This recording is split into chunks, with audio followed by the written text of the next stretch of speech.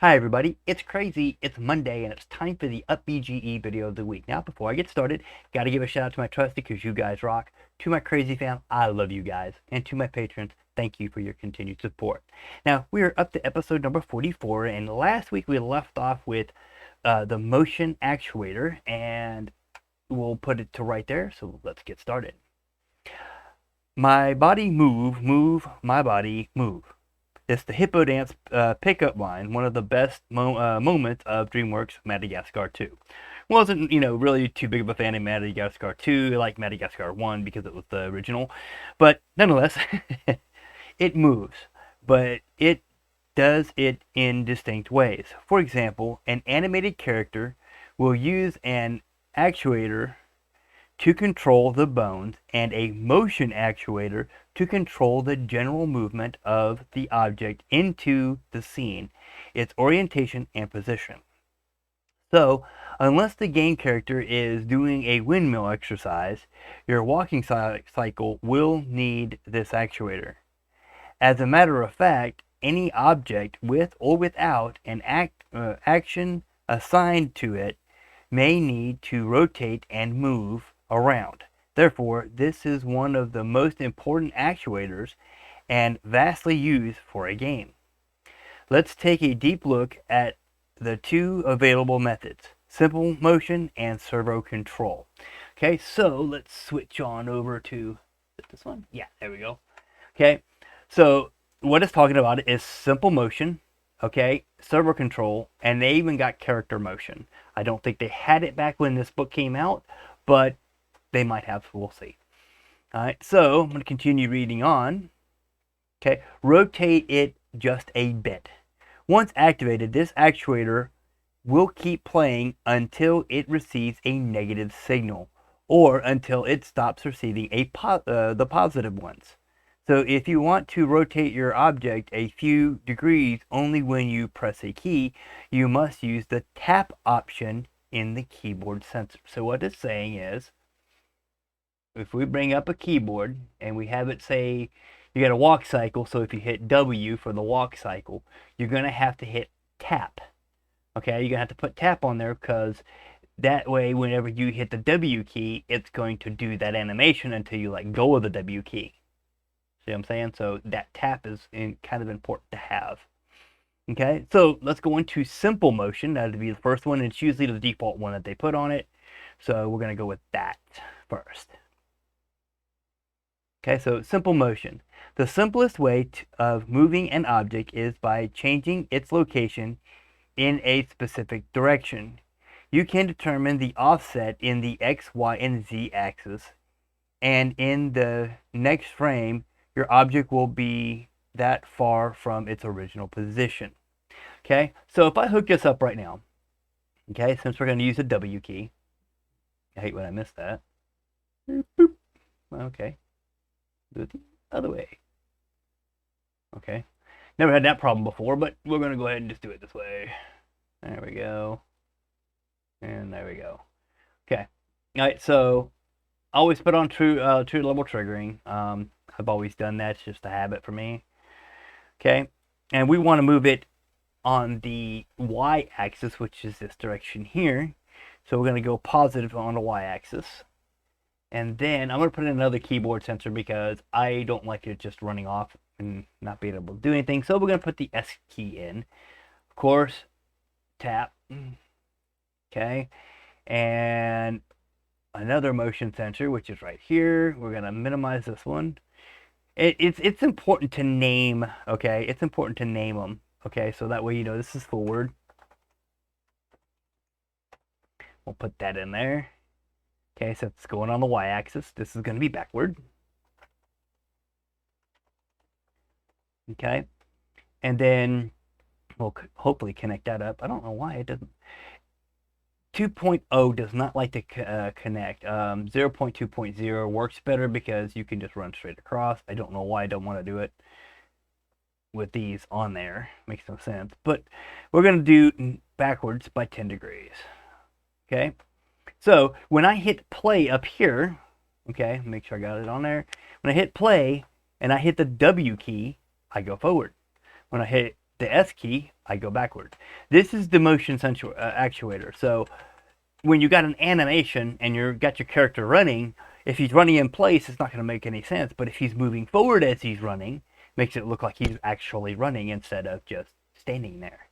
Okay, so the motion actuator is very, very helpful. Okay, so we're going to exit out of that. Okay, so that. Okay, you can apply a rotation the same way by considering that considering the angle you want to rotate each of the axes every time. Okay, so what it means by rotation is you can rotate it. Okay, we're going to take this one back to 0. We're going to rotate it 5 degrees every time we hold the key. Okay, and then we'll do this one -5 degrees. And we're going to take that off. So if I hit play now, okay, and I hit a W key, you notice he's rotating that way. Okay, and then if I hit the S key, oh, I'm going 5 degrees in the other direction. So it's rotating it on the Y axis. As you see, I did it on the Y. Okay, so if I exit out of that, if I do it on the Z axis and bring this back up to 0, and then bring that one down, put that up to 5, and put that at 0. Okay, now if I hit play again, I can do it on the Z axis. Okay, see how that works? All I'm doing is hitting the W and S keys. Okay, sometimes I play with the arrow keys, you know, so that way you know it's forward and back, but it depends on if you're right-handed or left-handed. You know, some people, they like to use both, which is kind of cool. All right, so, but what happens if your object is a dynamic one? If the object is already being controlled by the rules of physics, you can interact with it on that instance as well. Dynamic object settings allow you to apply physical changes into your object and let it react with them.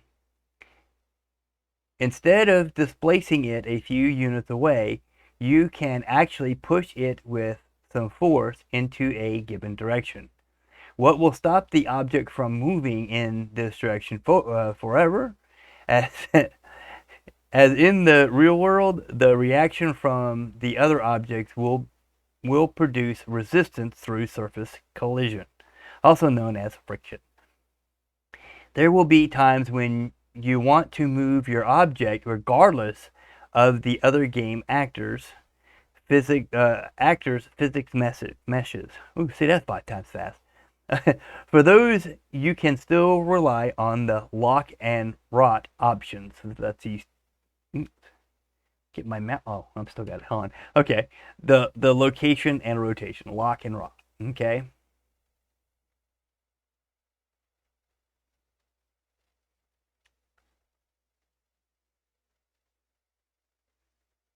Okay, when your object is a dynamic one, so let's go over here and go to this object. We're going to go over here to physics.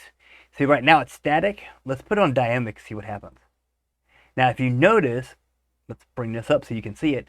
You notice this thing just jumped like all the way down here.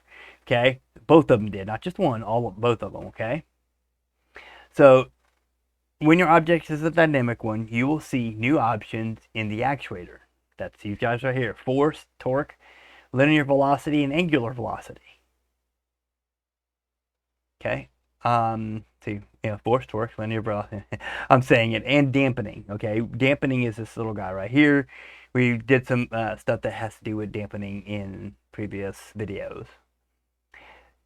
Were all explained earlier, of course. The difference between force, torque, and linear and angular velocity is simple. When you use force and torque, you are adding physics momentum that will, I figured you would say A, that will be applied to the object mass and result in a specific velocity. When you set the velocity directly, you have the game engine making sure the applied momentum will result on that velocity. There is also an option to set or add the linear velocity on top of the existing one and specify the dampening frames to simulate acceleration. Those are the number of frames that it will take to reach the target velocity.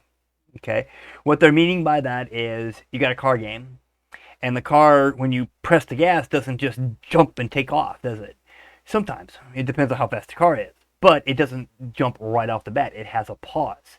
That little, and then the car takes off. Okay?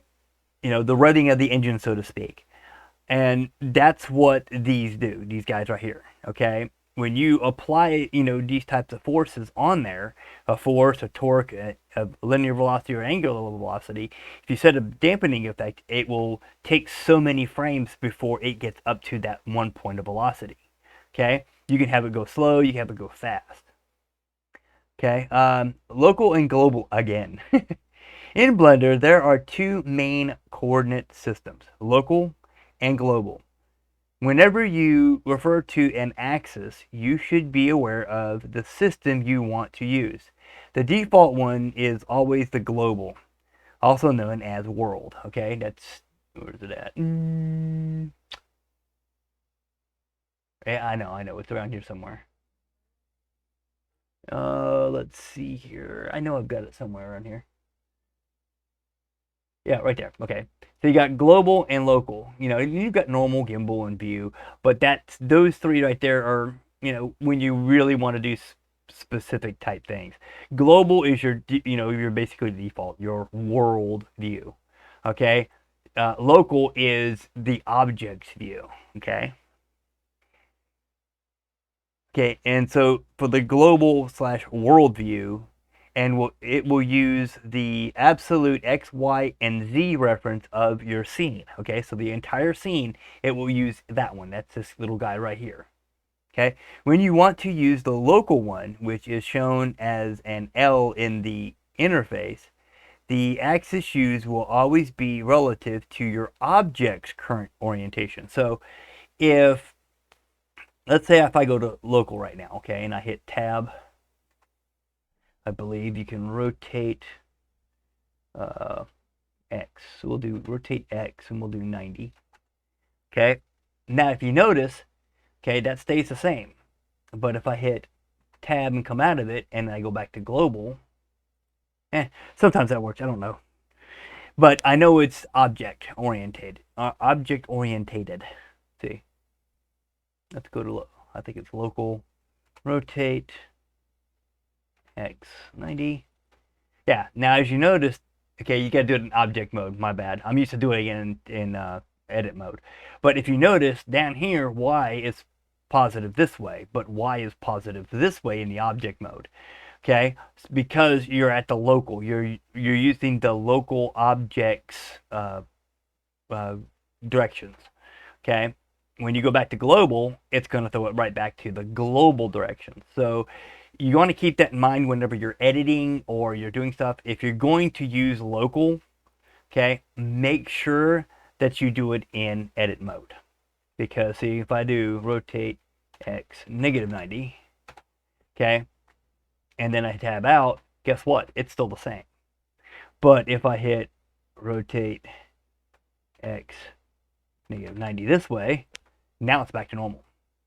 Okay, so keep that in mind whenever you're doing local and global. Okay, it's one of those things that they go on and on about. Okay, so servo control. This is a more complex and complete method for controlling your object's linear movement. Okay, so let's switch over here and go to servo control. Okay, the servo control option enables you to control speed with force. It will apply a variable force in order to reach the target specified speed. It can be used to simulate the most varied effects such as friction, flying, sliding, and so on. Driving too. Okay, car picking up speed, same thing.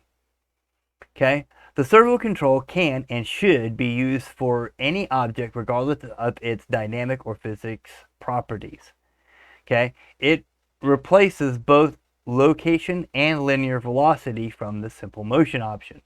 Okay, that's, you have just linear velocity here.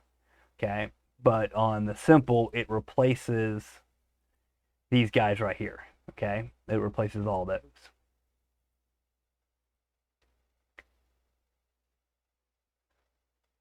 The produced result is a more fluid and continuous movement of your object. This also doesn't affect the behavior of collision and other physics interactions, as opposed to using location in the simple motion. The latter makes the object do jumps into space, ignoring whenever it's been between its original and final position. Okay, so basically this is good. This is better for when you have something that either does or does not have physics, but you want to use it. So your linear velocity, blah, blah, blah, say that 5 times fast. Okay, so if I did this, let's scoot you back. Let's scale this guy up. Scale 100. At least give me some running room. Okay. And we're going to do the same thing with the other one, because we're going to do backward with that as well. Servo control. And then we hit back. Okay, reference object will be your object, which will be your cube. I do believe. Let's see. I'm just curious, so I'm trying this. Okay, see, linear velocity. Now notice, you got to literally do something to get it to go back. Okay, well, I can't get it to go backwards. Oh, that's why, because I did it the wrong way. There we go. Okay, if we did hit play again, and we go forward, we take off. Oops, wrong way. Nope. Oh, I'm hitting it the wrong way. Hang on. I got that one right. I just didn't do it on the other one right. Okay, bring that one back up. Bring that one down. And then negative 20. Okay, so let's try one more time. Yay. Okay, so we go forward and we go back. And we go forward. Okay, you notice that it literally, as you see, it jumps too. It's like a car taking off, too fast. Boom. But that's the whole idea of it, okay? You're giving it force instead of giving it a steady motion. Okay, so that's that. Okay, so we're going to go into a little bit more detail. All right. Now, we've got the reference object, which I just did, okay? Albert Einstein once said that everything is relative. Okay, one of the breakthroughs of his scientific findings originated from his observation of a train from different reference points. A station, the same train, another train. The reference object here works as such. I can't even say that. Relativizing.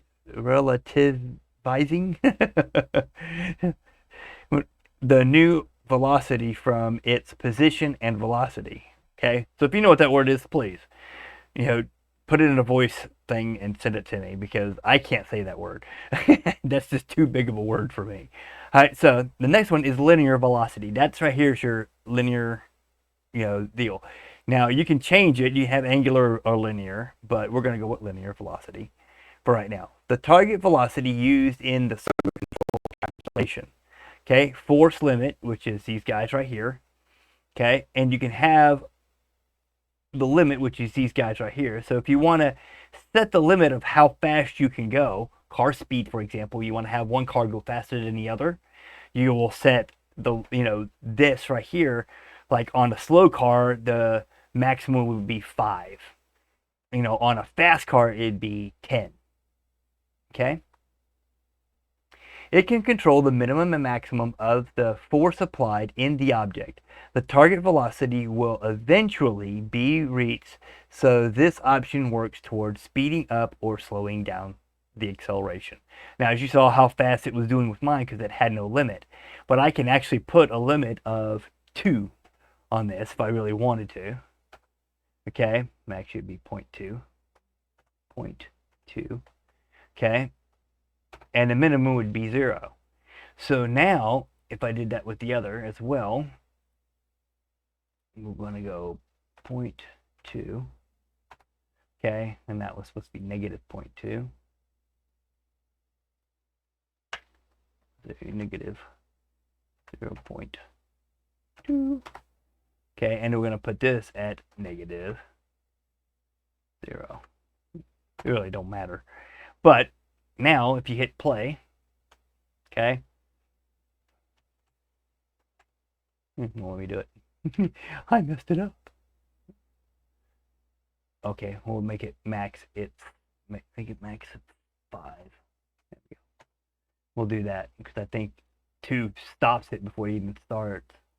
Okay, and we'll put that at 5. So, okay, now hit P. Okay. For some odd reason, I ain't got that correct. P.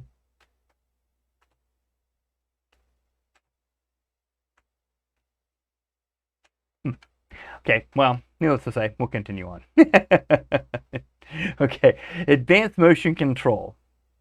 Okay, PID servo control system. The following options help you to control the responsiveness and the reaction of your movement. In simple English, this is known as a control loopback mechanism, and it is a constant evaluation procedure that shapes the characteristics of your movement. This is a generic, non-blender specific system. For more information, look at external references such as, we're gonna switch over to here, okay, this one right here. If you click on it, it's going to, of course, it's going to bring you to this wiki page right here, okay, and it's going to tell you about the PID controller and information about it. Well, this don't have anything at all. I guess they took it out. Okay, well, that page no longer works. All right, so proportion. See, that was. Hang on. That's for advanced motion. Okay, proportional coefficient. Let's scroll down a little bit. That's this little guy right here. Okay. Oops. Let me put you. Well, I'm just messing up all kinds of today, and there we go. Okay, so proportional coefficient, which is this one right here, this top one. Okay, you don't need to change this parameter unless you know what you are doing. It will adjust itself to be 60 times the integral coefficient. So if you want a different value, remember to update it after making any adjustments there. Okay, so don't mess with this. Okay, it's set at 30, leave it at 30, okay? That's what the integral part is, or proportional part is. All right, so the integral coefficient, okay, this one right here set at 0.5. The default is 0.5, will give you a fast response into the system. The values at as small as 0.1 will produce very slow responses. Okay, and derivative coefficient. This parameter is not required and has a direct effect on the stability of the movement. High values can cause instability. Okay, so if you brought this up to 10, it probably would really mess stuff up. So try not to do that.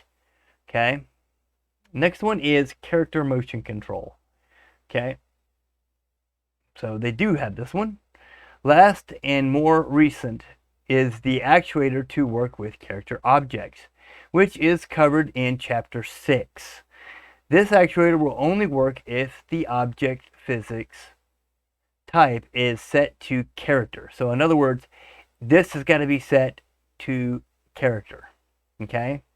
So that way, and mainly what it was for is because most people had just simple motion and it didn't have a jump. You couldn't set the space bar to jump.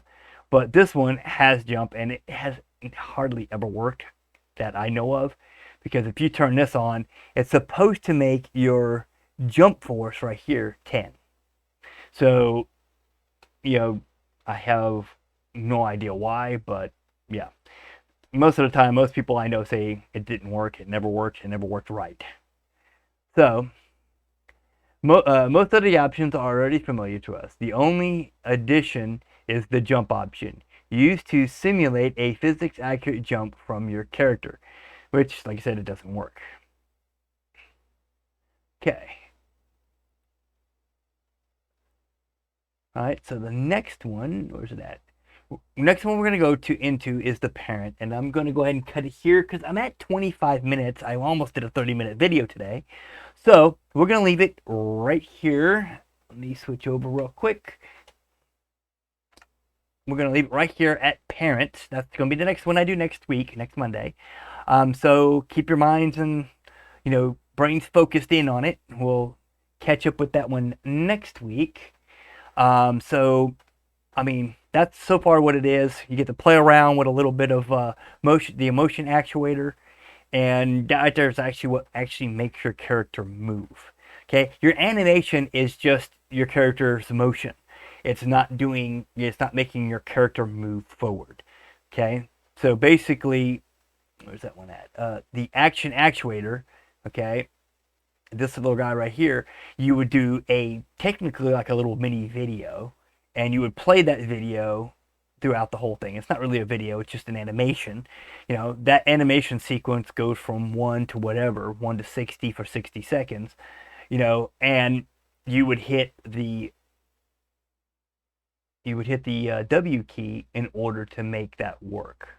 Okay, so with enough being said about that, we'll finish up with doing the parenting actuator next week. So stay tuned.